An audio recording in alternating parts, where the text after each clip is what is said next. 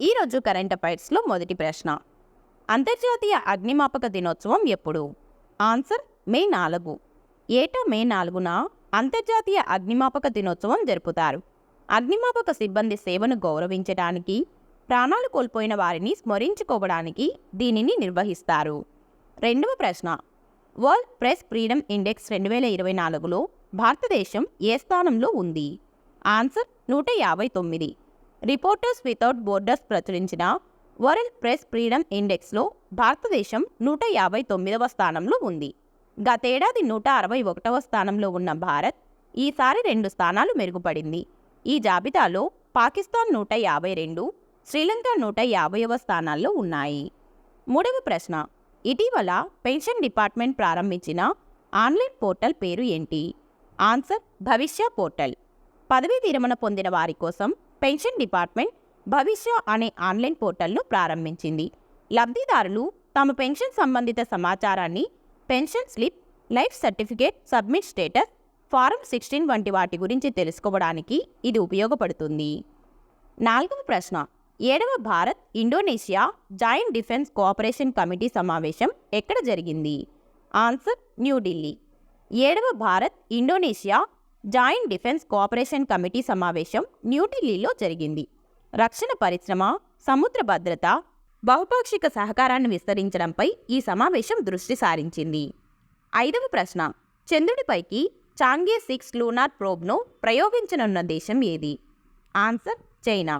China చంద్రుడిపైకి ఒక round trip మిషన్గా చాంగే 6 lunar ప్రోబ్ను ప్రయోగించనుంది. ఈ మిషన్ చంద్రుడి దక్షిణ ధ్రువ ప్రాంతం నుంచి 2 కిలోల మట్టి, దూర ప్రాంతం నుంచి రాతి నమూనాలను సేకరిస్తుంది. 6వ ప్రశ్న. భారతదేశపు మొదటి ఆస్ట్రో టూరిజం ప్రచారాన్ని ప్రారంభించిన రాష్ట్రం ఏది?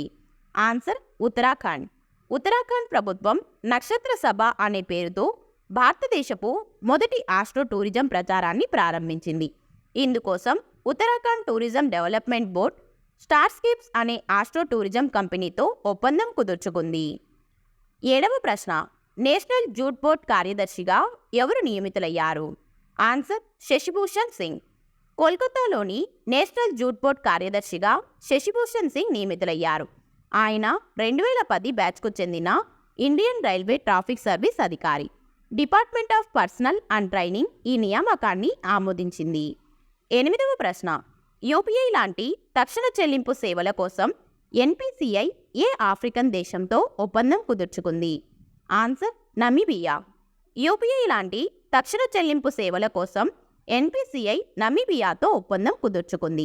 నమీబియా ఆర్థిక వ్యవస్థను ఆధునికీకరించడం, దేశీయ, అంతర్జాతీయ చెల్లింపు నెట్వర్క్లతో సహకారాన్ని మెరుగుపరచడం ఈ ఒప్పందం లక్ష్యం. 9వ ప్రశ్న. యునిసెఫ్ ఇండియా నేషనల్ అంబాసిడర్గా ఎవరు నియమితులయ్యారు?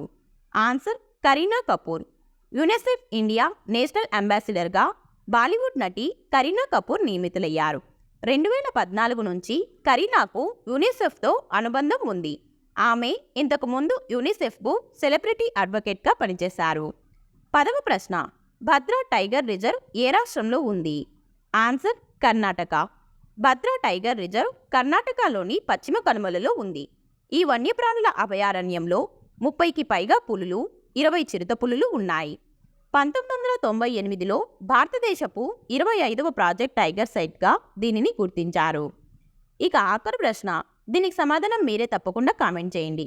ఇటీవల జిఐ ట్యాగ్ పొందిన కచ్ అజ్రక్ ఏ రాష్ట్రానికి చెందిన సంప్రదాయ వస్త్రం? Option A Madhya Pradesh, option B Rajasthan, option C Gujarat, option D Karnataka. Video నచ్చితే లైక్ చేయండి. అలాగే ఇలాంటి మరిన్ని వీడియోస్ కోసం మన ఛానల్ని తప్పకుండా సబ్స్క్రైబ్ చేసుకోండి. Thank you.